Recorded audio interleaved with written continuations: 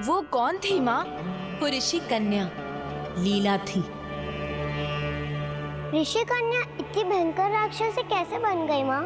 वो माया से प्रभावित होकर अपने मूल स्वभाव से भटक गई थी और उसने एक ऋषि की तपस्या भंग कर दी। इसीलिए उसे श्राप मिला कि उसका अगला जन्म एक असुरी महिषी के रूप में ही होगा और उसके बाद ही उसे मुक्ति प्राप्त होगी। प्रभु, आपने मुझे मेरे शापित जीवन से, मेरे राक्षसी स्वरूप से मुक्ति दिलाकर मुझे कृतार्थ कर दिया।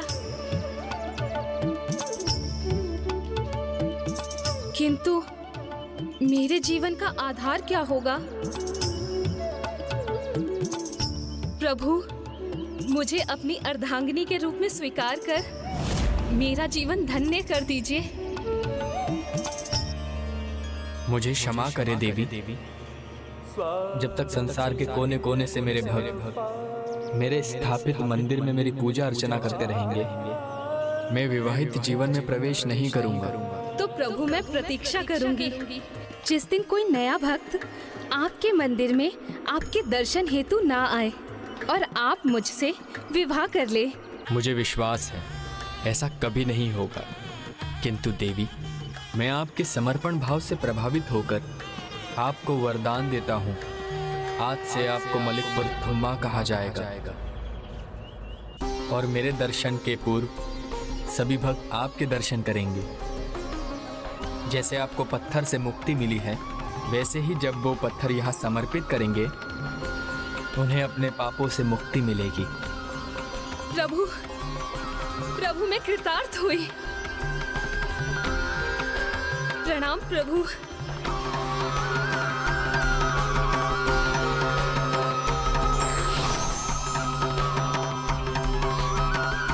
स्वामी शरणमय्यप्पा, स्वामी शरणमय्यप्पा, स्वामी शरणमय्यप्पा, स्वामी शरणमय्यप्पा, स्वामी शरणमय्यप्पा।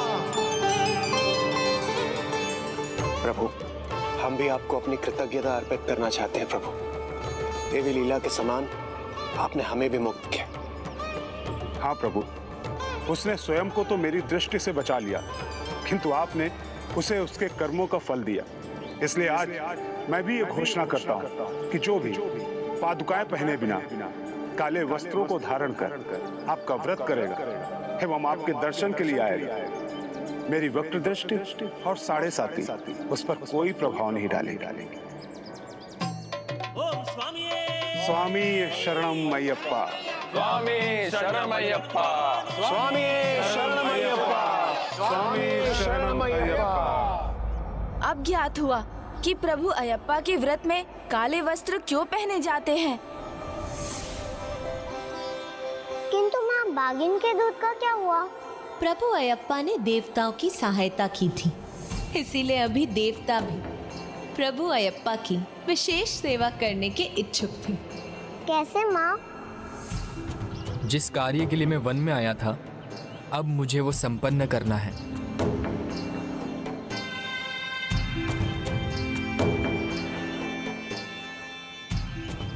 प्रभु, आपको क्या कार्य सुपुर्द किया गया है इसका तो हमें ज्ञात है ही, किंतु आपको ये भी ज्ञात होगा कि ये सर्वस्व षड्यंत्र मंत्री का था। प्रभु, आपने हमारी रक्षा की, अब हमें भी आपकी सेवा करने का अवसर दीजिए।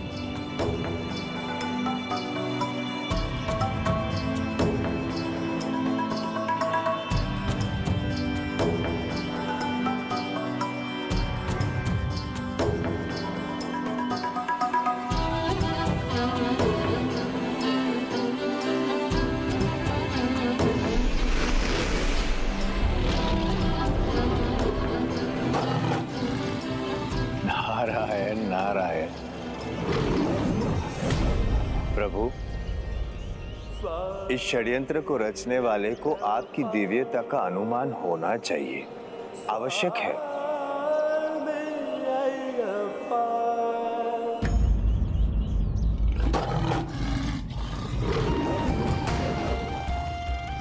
क्षमा करें महाराज, परंतु देर बहुत हो चुकी है। अब राजकुमार मणिकंठा की प्रतीक्षा त्याग देनी चाहिए। उनका लौट कर आना असंभव है। महामंत्री, महाराज, ये कार्य ही इतना असंभव था। बाघ जैसे वन्य पशु को नियंत्रित करना असंभव है महाराज।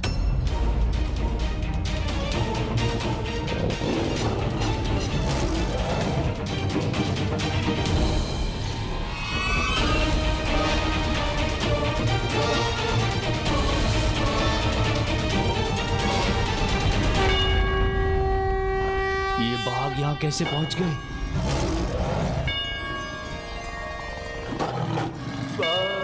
पुत्र, भ्राता,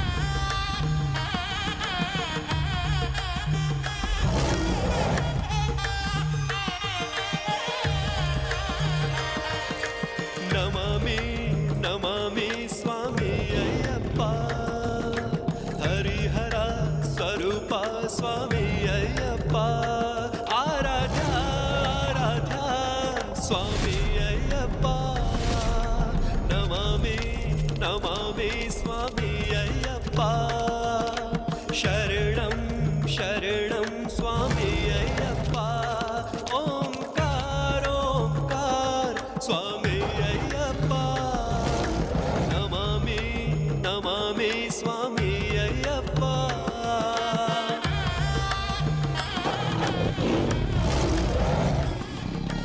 मेरा पुत्र असंभव को संभव बनाकर लौट आया।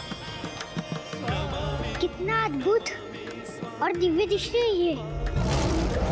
हरिहर स्वरूप स्वामी अय्यप्पा अद्भुत, सर्वथा अद्भुत है प्रभु अयप्पा की लीला।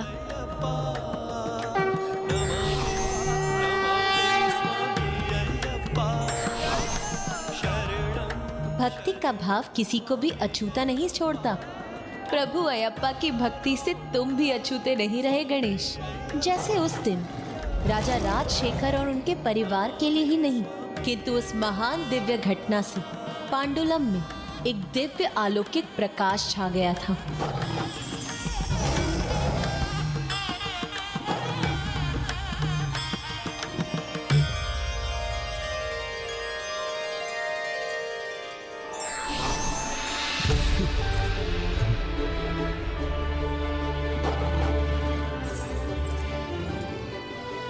हम तो भूल ही गए थे कि आप मात्र हमारे पुत्र नहीं, जगत के रखवाले और पालनहारे भी हैं। उन्हें अपनी दिव्यता का परिचय देने के लिए अनेकों धन्यवाद प्रभु।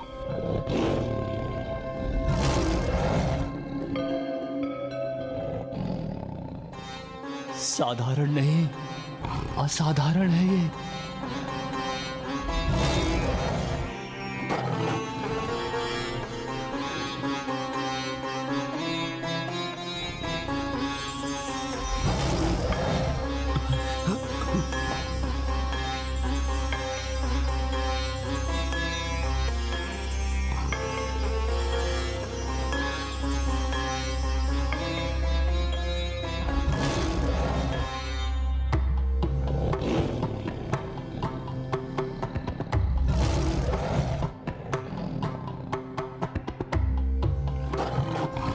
क्षमा प्रभु, क्षमा क्षमा प्रभु, क्षमा प्रभु, प्रभु क्षमा क्षमा कर दीजिए, क्षमा कर दीजिए क्षमा कर प्रभु। दीजिए प्रभु। हमसे बहुत बड़ा अपराध हो गया, क्षमा कर दीजिए। अपराध? कैसा अपराध?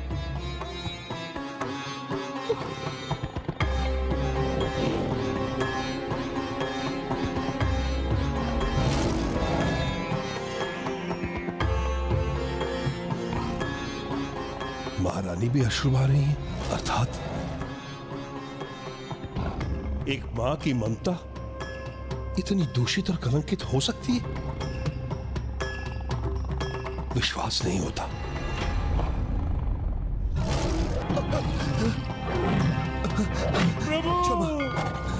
क्षमा क्षमा प्रभु, हम क्षमा। आपके दोषी हैं, हमें क्षमा करो प्रभु, हमें क्षमा करो। आज स्वयं अपनी दृष्टि में दोषी हो गई हूँ मैं। माँ की ममता की लाज को लज्जित किया है मैंने। अपराधनी हूँ मैं, अपराधनी। प्रभु हरिहरा की भक्त होकर भी मैं सत्य को नहीं देख पाई। मुझे दंडित करो पुत्र, मुझे दंडित करो।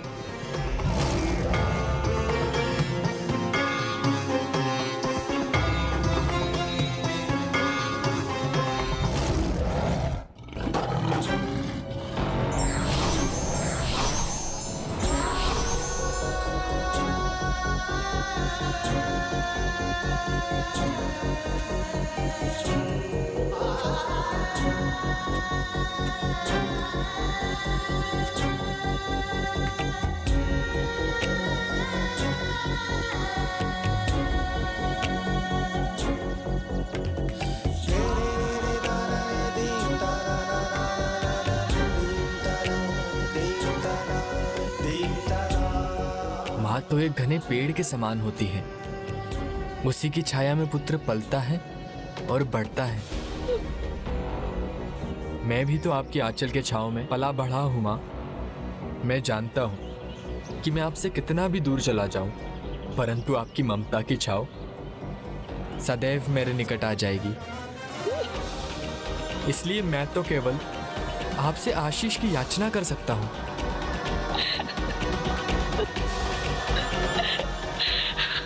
मैंने तुमसे अपने आंचल की छांव को समेटकर बहुत बड़ा अपराध किया है पुत्र। ये जानकर भी तुम्हारे मन में मेरे प्रति इतना सम्मान। तुम धन्य हो पुत्र, तुम धन्य हो। नहीं माँ, धन्य तो आप हैं जिन्होंने मुझे इतना योग्य बनाया। यदि आप मुझे जंगल में नहीं भेजती तो मेरे जीवन का प्रयोजन सिद्ध कैसे होता?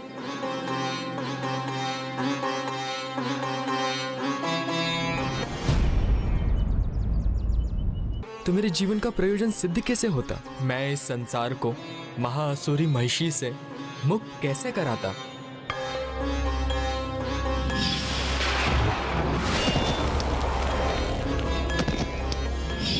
अर्थात वो वन से जो भयंकर स्वर आ रही थी, वो मेरे पुत्र के द्वारा महिषी को पराजित करने का स्वर था। इस राज्य को ही नहीं, अपितु समस्त जगत को जिसने दुष्ट आसुरी शक्ति से मुक्त कराया, उससे अधिक मेरा उत्तराधिकारी बनने के योग्य भला और कौन हो सकता है?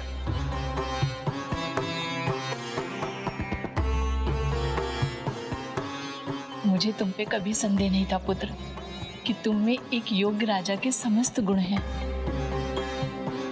किंतु आपने जो समझा वो उचित है माँ, परंतु मुझे राजा बनने की कोई इच्छा नहीं।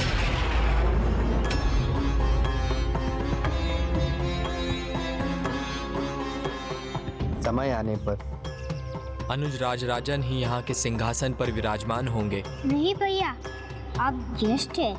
उचित समय पर राज्य का कार्यभार संभालना आपका ही दायित्व है। हाँ पुत्र, तुम्हारा राजपद का तिरस्कार करना मेरे लिए सबसे बड़ा दंड होगा। नहीं माँ, ये आपका दंड नहीं, आपका सौभाग्य होगा। आपके ज्येष्ठ पुत्र के जन्म का प्रयोजन राजा बनना नहीं, अपितु संसार का कल्याण करना था और रहेगा। इसीलिए राजपद के योग्य मेरा अनुज राजराजन है। तुम्हारी माँ से भूल अवश्य हुई है पुत्र, किंतु मेरी ममता तुम्हें मुझसे दूर नहीं देखना चाहती। इतना बड़ा दुख मत दो पुत्र, मत दो मुझे। माँ, इतना बड़ा दुख मत दो पुत्र। नहीं माँ, आपको दुख पहुंचाने की तो मैं कल्पना भी नहीं कर सकता, किंतु नियति की गति को तो मुझे स्वीकार करना होगा। अब तक जो हुआ प्रभु ब्रह्मदेव द्वारा आसुरी महिषी को दिए वरदान के अनुसार हुआ। हरिहरा के अंश से उसका अंत हो। ये वरदान मांगते समय उसने ये भी मांगा था कि हरिहरा के उस अंश को पृथ्वी पर राज परिवार में 12 वर्ष बिताने होंगे, और वो समय अब पूर्ण हो चुका है। महिषी का संकट भी दूर हो गया और मेरे अवतार का उद्देश्य भी पूर्ण हुआ। इसलिए मैं अब विवश हूँ माँ, अब मुझे जाना ही होगा।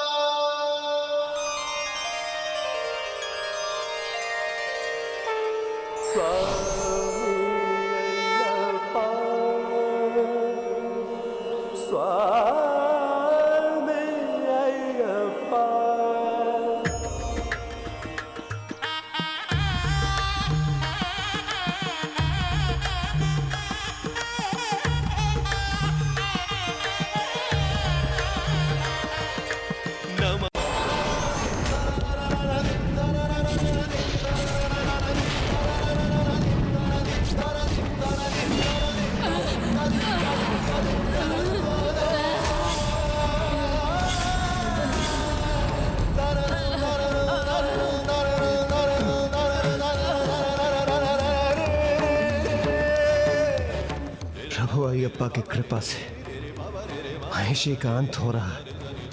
मेरे क्रोध की अग्नि तुम्हारे साथ तुम्हारे विकारों को भी नष्ट करेगी महिषी।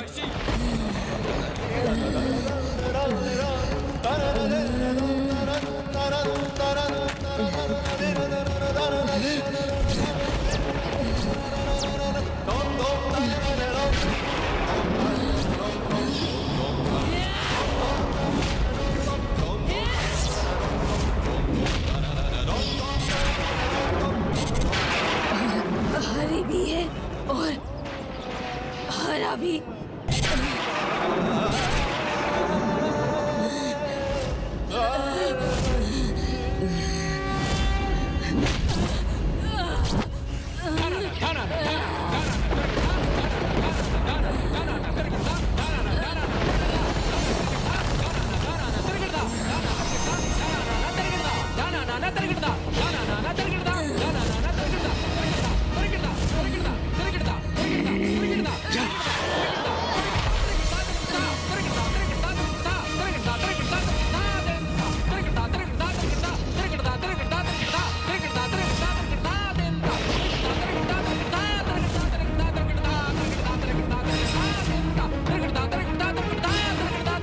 जिनके भीतर हरा और हरी दोनों का क्रोध भाव समाया हो, उन पर नियंत्रण करना अत्यंत कठिन है। अतः हमें प्रभु अयप्पा को शांत करना ही होगा। और यदि इनके क्रोध को शांत करने का शीघ्र ही कोई मार्ग नहीं निकाला गया तो स्थिति गंभीर हो जाएगी। किंतु इन्हें शांत करने का उपाय क्या है? एक ही उपाय है, प्रभु की स्तुति। प्रणाम देव ऋषि।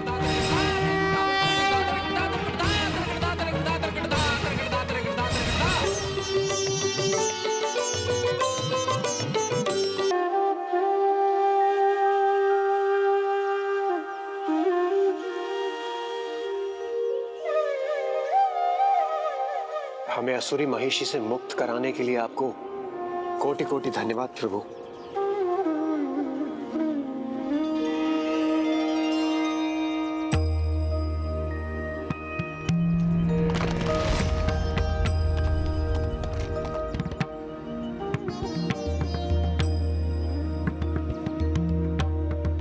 चिंता मत कीजिए देवराज, महिषी का अंत हो चुका है।